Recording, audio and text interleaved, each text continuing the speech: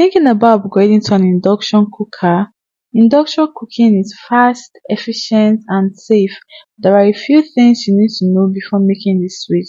Let's dive into 4 essential tips you need to consider. First, let's understand how induction cooking works. Unlike traditional gas or electric cooktops, induction cookers use electromagnetic fields to heat your pots and pans directly.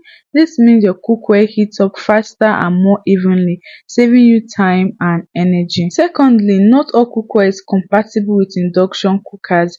You need a magnetic based cookware such as cast iron or stainless steel with a magnetic base. A simple magnet test can help you check if your pots and pans will work on an induction cooker. Another tip that might help you transition to induction cooking quickly is that induction cookers are highly energy efficient. They transfer up to 90% of energy directly to the cookware, compared to around 50% for gas and 70% for electric stoves.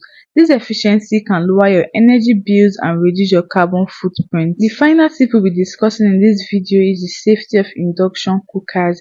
Safety is a major advantage of induction cookers.